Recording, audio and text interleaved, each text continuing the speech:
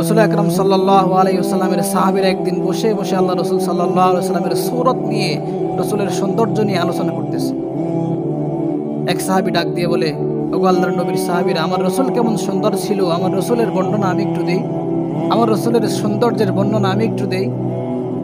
তো সেই সাহাবী বলল, আমার রসুল এমন ছিলেন, আমার রসুলের দিকে যদি কেউ একবার তাকায় তা আমার রসুলের সৌন্দর্যে মুগ্ধ হয়ে দ্বিতীয়বার তাকাইতে মন চায়, দ্বিতীয়বার যদি আবার তাকায়, চতুর্থবার তৃতীয়বার আবার তাকাইতে মনে চায়।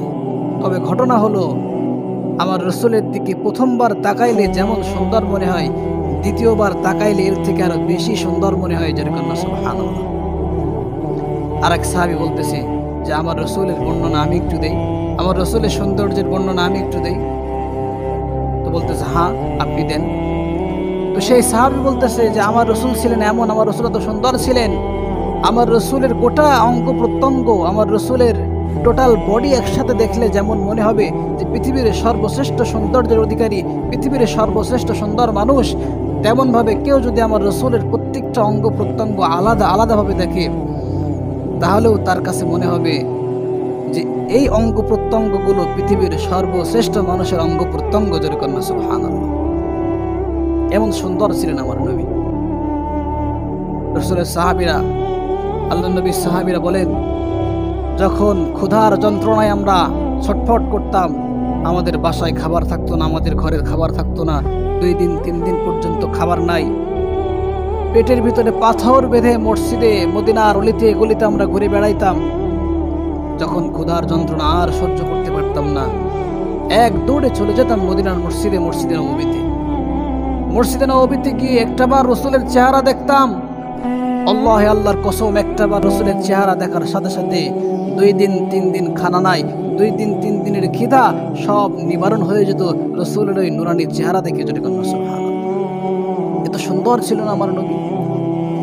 আল্লাহ রসুল সাল্লাল্লাহু আলাইহি ওয়াসাল্লামের দীর্ঘ 10 বছরের খাদেম হযরত আনাস রাদিয়াল্লাহু তাআলা আনহু, হযরত আনাস রাদিয়াল্লাহু তাআলা আম্মা জান আল্লাহ রসুলকে একদিন দাওয়াত করলেন। রসুল আকরাম সাল্লাল্লাহু আলাইহি ওয়াসাল্লাম যখন আনাস রাদিয়াল্লাহু তাআলা আনহুর বাসায় গিয়ে পৌঁছাইলেন, বাসায় বসার জন্য জায়গা দেয়া হলো। আনাস রাদিয়াল্লাহু তাআলা আনহুর আম্মা রসুলকে দেখে ঘরের থেকে জানলা দিয়ে একবার আসমানের চাঁদের দিকে উকি দেয়, আর একবার রসুলের চেহারার দিকে উকি দেয়। আনাস রাদিয়াল্লাহু তাআলা আনহু ডাক দিয়ে বলে, ও আম্মা জান, আপনি এমন কেন করতেছেন? একবার আমার রসুলের চেহারার দিকে তাকান, আর একবার ওই আসমানের চাঁদের দিকে তাকান। আনাস রাদিয়াল্লাহু তাআলা আনহুর আম্মা বলে, ওগো আনাস, আমার রসুলের চেহারাটা এত সুন্দর, আমি আসমানের চাঁদের দিকে তাকাই আর দেখি যে আসমানের চাঁদের গায়ে ফাটার দাগ আছে, কিন্তু আমার রসুলের চেহারার মধ্যে কোনো দাগ নাই। যেরকম সুবহানাল্লাহ।